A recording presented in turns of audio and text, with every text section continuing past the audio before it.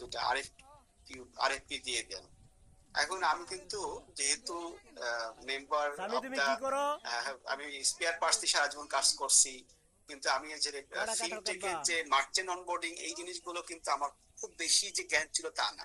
হ্যাঁ, একটা আরএফপি তৈরি করতে গেলে আমার ডিপ নলেজ থাকা লাগবে যে আসলে আমি কতজন ফিল্ড অফিসার দিয়ে কাজ করাবো, কয়দিন করে কাজ করাবো, আমার কোন কোন এরিয়াতে আমি কভারেজ করব, আমার টার্গেট ইয়া কারা, হ্যাঁ, তাদের কি কি ডকুমেন্টেশন লাগবে, অনেকগুলো বিষয় আছে।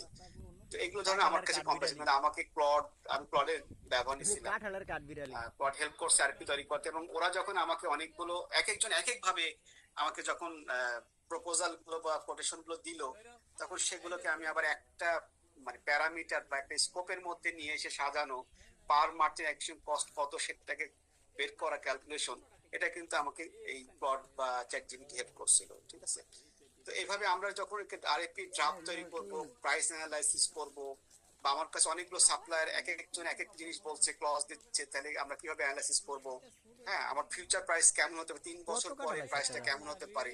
ওরা বলছে 3 বছর পরে এরকম নিবে, কিন্তু আসলে 3 বছর পর আমরা একটা প্রেডিকশন নিতে পারবো, সিএস তৈরি করার ক্ষেত্রে আমরা হেল্প নিতে পারবো।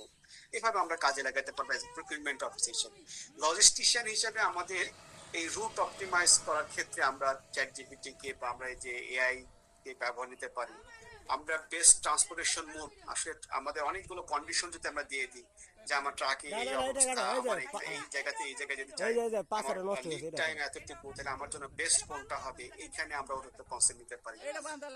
দেখেন, ডাটা অ্যানালাইসিস করার ক্ষেত্রে আমরা এআই এর ফাইল বা কন্টেন্ট সামারি করার ক্ষেত্রে এআই ফাইলটা আমাদের অনেক বেশি কাজে দেয়। মঞ্জুর হোসেন লিখছেন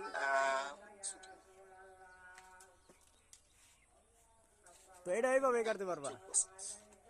ওকে, ছোটটা মজুর কাটতে ভাই না পারে, সমস্যা নেই। বড়টা কাটতে। তো আমরা এই ডাটা অ্যানালাইসিস করে ব্যবহার করি, কিন্তু আসলে সিদ্ধান্ত ডিসিশনটা কিন্তু কে নিবে? হিউম্যান। আপনি ডিসিশনটা কিন্তু এআই কে নিতে দিবেন, ডিসিশন আপনার।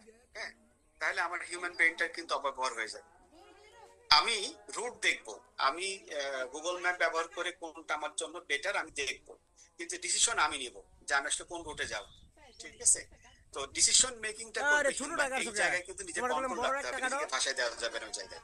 ওই যে ছোট তাহলে আমি কাটতে সাথে। কন্ট্রোল রাখবো যে ডিসিশনটা আমার, কিন্তু আমি এআইটাকে অ্যাসিস্ট্যান্ট এটা হিসেবে ব্যবহার এক্সট্রা করবো, কাটতে নট পারতা। মাস্টার। এআই আমার মাস্টার না, আমার বুঝতে পারছি না এটা। অ্যাসিস্ট্যান্ট। এই কনসেপ্টটা কিন্তু বলে যাবেন।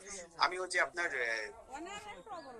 টাইম এন্ড প্রোডাক্টিভিটি ম্যানেজার হিসেবে ওই যে একটা কোর্স করেছিলাম, ডক্টর আকবর হোসেন, আমেরিকায় থাকে, বাঙালি। উনি এই জিনিসটা বারবার আমাকে বলতো যে পারতারবা তোমরা পারতারবা। সবসময় এআই কে মাস্টার ভাববা না, এআই বা যেটাই হোক না কেন, টেকনোলজিকে মাস্টার ভাববা। টেকনোলজি তোমার অ্যাসিস্ট্যান্ট, তোমার চাকর, তোমার সার্ভেন্ট, এই হিসাবে নিবা, তাহলে তুমি অগ্রসর হতে পারো, নাহলে পারবা না। তুমি ডিপেন্ডেন্স হয়ে যাও, তুমি নিজস্বতা হারাই ফেলবা।